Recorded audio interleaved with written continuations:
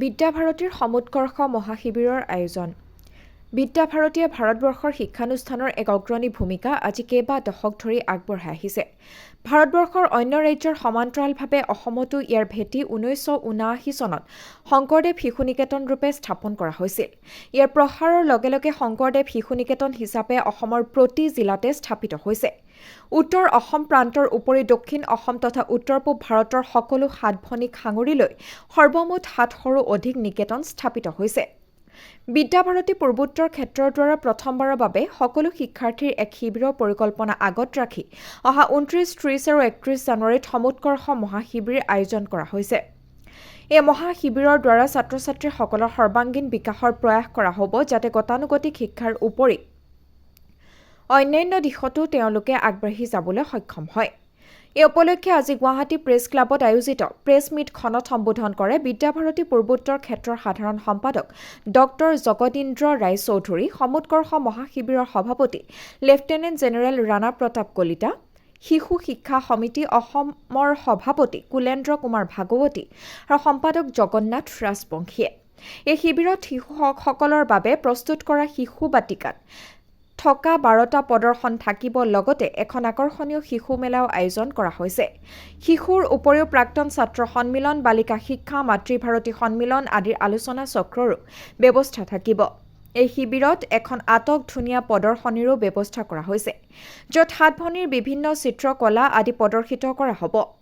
এই শিবিৰত উত্তৰ পূব ভাৰতৰ বিভিন্ন জাতি জনজাতিৰ ছাত্ৰ-ছাত্ৰীসকলে আকৰ্ষণীয় সাংস্কৃতিক অনুষ্ঠান পৰিৱেশনৰ জৰিয়তে সামাজিক ঐক্য আৰু সম্প্ৰীতিৰ চানেকি দাঙি ধৰিব। এই সমুৎকৰ্ষ মহাশিবিৰ আটাইতকৈ আকৰ্ষণীয় কাৰ্যক্ৰম হ'ব একেলগে ৫,০০০ ছাত্ৰ-ছাত্ৰীয়ে ঘোষা বাদ্য প্ৰদৰ্শন আৰু শাৰীৰিক প্ৰদৰ্শন। এই প্ৰদৰ্শনৰ লগতে ১,০০০ ছাত্ৰ-ছাত্ৰীয়ে বিহু প্ৰদৰ্শিত কৰিব। এই অনুষ্ঠান যিহেতু সৰুসজাই ষ্টেডিয়ামত অনুষ্ঠিত হ'ব, ইয়াত প্ৰায় ২৫,০০০ দৰ্শনাৰ্থী থাকিব, য'ত ছাত্ৰ-ছাত্ৰীৰ আচাৰ্য, অভিভাৱক, মাতৃসকল, পৰিচালনা সমিতিৰ সদস্য আৰু এক বৃহৎ সংখ্যক প্ৰাক্তন ছাত্ৰ-ছাত্ৰীৰো সমাৱেশ ঘটিব। মহাশিবিৰৰ উদ্বোধনী অনুষ্ঠানত অসমৰ ৰাজ্যপাল তথা অসমৰ শিক্ষামন্ত্ৰী আৰু মূল কাৰ্যক্ৰম ৩১ তাৰিখে বিয়লি ২ বজাত মুখ্য অতিথিৰ আসন শুৱনি কৰিব মুখ্যমন্ত্ৰী ডক্টৰ হিমন্ত বিশ্ব শৰ্মাই। আন কাৰ্যক্ৰমত ত্ৰিপুৰাৰ ৰাজ্যপাল আৰু কেইবাখনো ৰাজ্যৰ অন্যান্য মন্ত্ৰীগণো উপস্থিত থাকিব।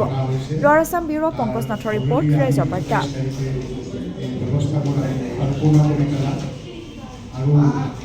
এই কেম্পত ৫,০০০ ছাত্ৰ-ছাত্ৰীৰ উপৰিও ফাইনেল দিনাখন আমি ২০ৰ পৰা ২৫,০০০ তাত মানে ছাত্ৰ-ছাত্ৰীসকলৰ উপৰিও প্ৰাক্তন ছাত্ৰ-ছাত্ৰী, অভিভাৱক আৰু আচাৰ্য আৰু পৰিচালনা সমিতিৰ সদস্যসকলো উপস্থিত থাকিব।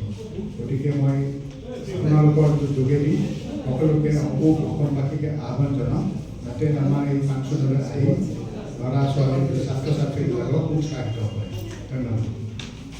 আটাইকে নমস্কাৰ। বিদ্যাভাৰতী পূৰ্বোত্তৰ ক্ষেত্ৰৰ পৰা আমি এটি ছাত্ৰ-ছাত্ৰীসকলৰ সামগ্ৰিকভাৱে বিকাশৰ কাৰণে এটি অনুষ্ঠান আমি অনুষ্ঠিত কৰিবলৈ গৈ আছোঁ। সেইটো হ'ল সমুৎকৰ্ষ মহাশিবিৰ। আৰু এই সমুৎকৰ্ষ মহাশিবিৰটো অহা ২৯, ৩০, ৩১ তাৰিখে সৰুসজাই ষ্টেডিয়ামত অতি বহল ভিত্তিত এইটো অনুষ্ঠিত কৰা হ'ব। আৰু ইয়াৰ আৰম্ভণিতে আমাৰ অসমৰ মাননীয় ৰাজ্যপাল মহোদয় আমাৰ উপস্থিত থাকিব, তেওঁৰ লগত শিক্ষামন্ত্ৰী থাকিব। আৰু ইয়াৰ পিছত ৩১ তাৰিখে আমাৰ যি বিভিন্ন ৭খন ৰাজ্যৰ যে ছাত্ৰ-ছাত্ৰীসকল আহিব, তেওঁলোকৰ মাজত কিছু আমাৰ সাংস্কৃতিক অনুষ্ঠান হ'ব। আৰু সেই অনুষ্ঠানটো মুকলি কৰিব আমাৰ ত্ৰিপুৰাৰ গভৰ্ণৰ মহোদয়। ইয়াৰ পিছতে আমাৰ যিটো সমাপন সমাৰোহ হ'ব ৩১ তাৰিখে ২ বজাত, এই সমাপন সমাৰোহত আমাৰ বিশিষ্ট অতিথি হিচাপে মুখ্য অতিথি হিচাপে থাকিব আমাৰ মাননীয় মুখ্যমন্ত্ৰী ডক্টৰ হিমন্ত বিশ্ব শৰ্মা। আৰু তেখেতৰ লগত আমি সকলোখন ৰাজ্যৰ আটাইবোৰ আমি মুখ্যমন্ত্ৰীক আমি আমন্ত্ৰণ জনাইছোঁ। আৰু সেই আমন্ত্ৰণ কৰ্মে তেওঁলোক কিছু আহিম বুলি কৈছে, আৰু যদি কিবা কাৰণত তেওঁলোকে নাহে আন মন্ত্ৰীটো পঠিয়াব। আৰু সেই দিনাখন সমাপন সমাৰোহত আমাৰ একেলগে গোটেই উত্তৰ পূব ভাৰতৰ ৫,০০০ ছাত্ৰ-ছাত্ৰীয়ে কিছু শাৰীৰিক প্ৰদৰ্শন কৰিব আৰু লগতে ঘোষ প্ৰদৰ্শন কৰিব। মানে আমাৰ আৰ্মিত যিটো বেণ্ড বজায় সেই তেনেকুৱা ঘোষ প্ৰদৰ্শন হ'ব।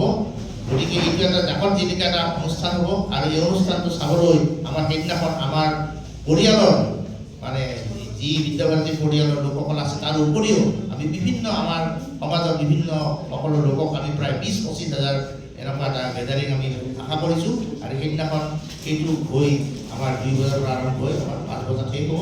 গতিকে মই ভাবোঁ এই অনুষ্ঠানটোৱে অসমৰ এটা জাকত জিলিকা অনুষ্ঠান হৈ বিদ্যাভাৰতীৰ এটা নাম নিশ্চয় উজ্জ্বল কৰিব।